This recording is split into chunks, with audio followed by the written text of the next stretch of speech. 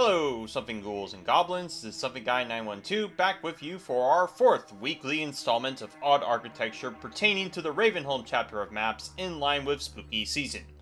Following from the tumultuous D1_town_02 is 03, which also bookmarks itself back to D1_town_02, but I already explained that in the prior video.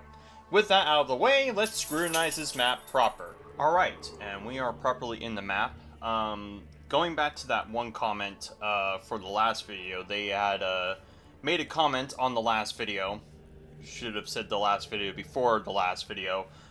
They made a comment noting a feature I could use to transfer between Matt_Fulbright1 and 0, and it actually worked. So I'm going to use that for the time being for the remainder of the Ravenholm maps. I just have it on for the time being because there's something that I want to immediately call attention to, and you can kind of see it as we go across this alleyway, is this door texture, or presumably it's a door texture. It could be a window texture, but I'm pretty sure this is also used as a door texture on some of the walls across Ravenholm. Kind of looks like this door texture over here, so interesting that it's doubled over this way. And with that, we can immediately go back to the natural lighting. We'll go to the right here, and you'll see this weird, like, gate doohickey thing, and I have no idea what this could possibly be used for, because there's just, I don't see the practicality of it, other than just, well, if you somehow just decide to wander and get lost, then you won't, have to serpentine your way around this whole alleyway section. But that's the only way that this would make sense. And then we will move on over here to the left. I don't know why I got clipped on the sidewalk like that. We have this alleyway that ends, but as though to, like, as extra insurance by the developers, they decided to put some, like, planks and metal scraps over against the window this way, even though it naturally ends anyways. I don't know why they did that. It was just, I guess they had to make doubly certain that you didn't go this way. And then immediately to our right we have, and I'm going to set this back to 1, just to put more attention on it.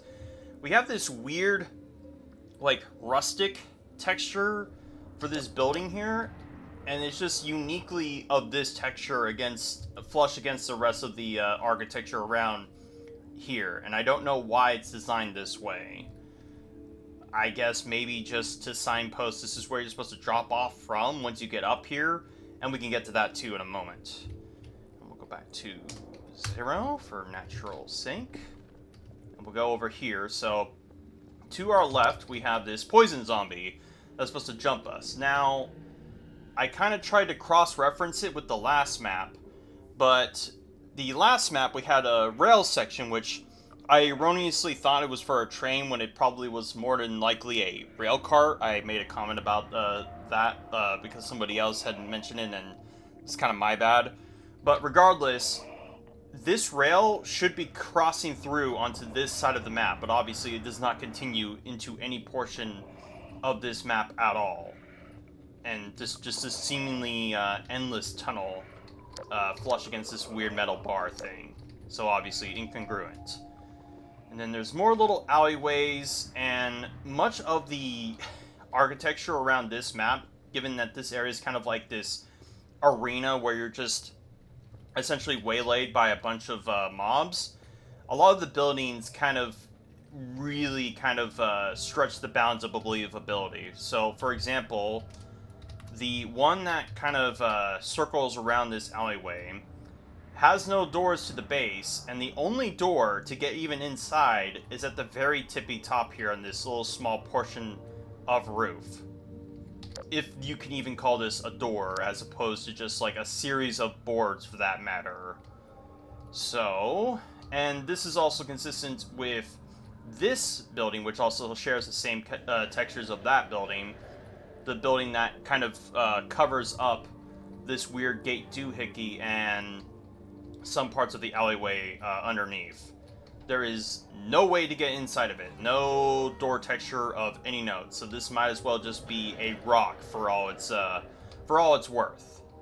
Then we'll go back to the natural lighting again, because we're gonna go into the little factory, or supposedly factory little section, because you're supposed to go up here and you activate this rail cart to pull up this little platform thing that you can jump across to get over here. I mean, obviously you can do it in more lethal ways by using a grenade or shooting yourself with one of these barrels, or if you're really good at bee-hopping, you might be able to cross the gap this way, but regardless, I don't know what the practical use for this would be. Like, maybe hauling some kind of goods. Like, I don't know what these weird hinge bars are for, because it leads into this loading dock thing, and then it ends right about here. So I guess you would just load things into this area for whatever reason. It's also a little bit weird too that there doesn't seem to be an additional room in this lower portion of the floor, so it kind of calls into question why these sets of stairs and catwalks would be designed this way if this extra portion of the warehouse or whatever would be just blocked off this way. So yeah, a little bit peculiar. And then we'll go over here, since you have to kind of scale up here. And again, a lot of the architecture really constrains itself for just purely the sake of gameplay, as these sets of boxes and then going up here into this ladder are purely just for the sake of gameplay, or just for the sake of the player to be able to scale their way upwards and around back, because there's no reason why this little ledge would have a ladder like this. And more to the point too, a lot of these buildings also constrain themselves to be essentially comical and impractical for the sake of you just to scale across. Like this small little shed thing is just here to just jump across here, and this other shed, of course, as you would expect, has no doors to get to it. Maybe on the other side of the out-of-bounds portion of Ravenholm, but beyond that, no. And then we go over here. Now, of course, again, with the architecture constraining itself, a lot of these ramshackle boards and rails, like, I can't even excuse this as, like, Grigori set this up because of just how intricate they are. Again, they definitely just had to kind of slap this on here as a way for the player to traverse.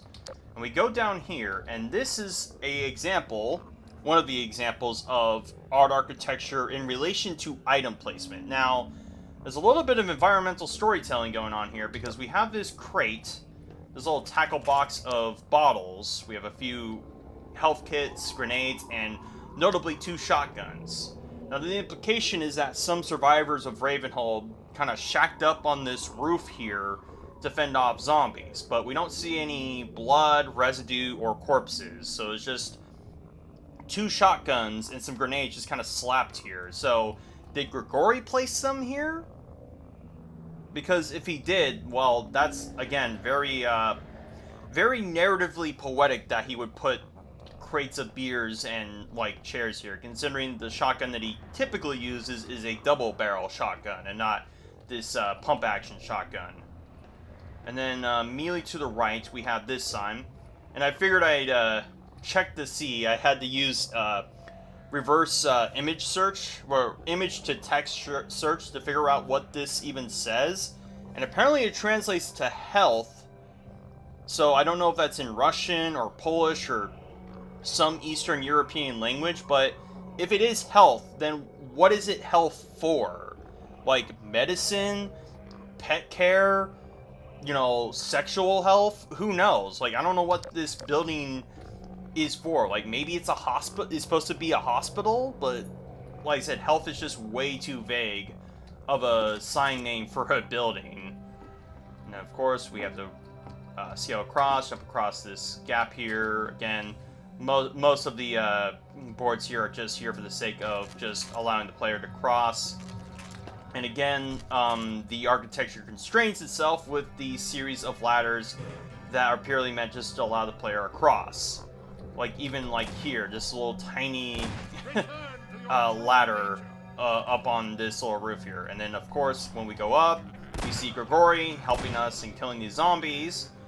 And once more, Grigori being here makes no sense in relation to the last time we saw him, and that is the last time we saw him when we got the shotgun and not in the little church section, since we go back to D1_Town02 at the end of this. But yeah, like either way, it doesn't make sense for him to be here. And then we jump across this ledge. The moment we jump, we break this portion of the ledge to make a ramp to get back here to essentially...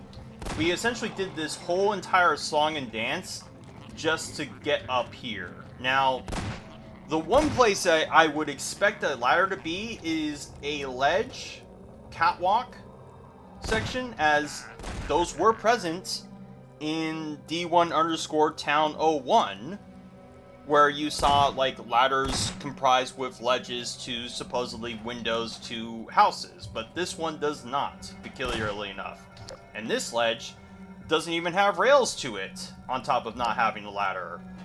And then we go over here inside the building, and most of the architecture here is basically the same as the last map. We just have a whole procession of zombies to kill. I don't want to go any farther past there because then I cause a map transition, but to comment on the overall design of this building, it's a little bit peculiar that it extends out like through here along this like tiny little alleyway in this manner. Like, I don't know why it would be designed this way.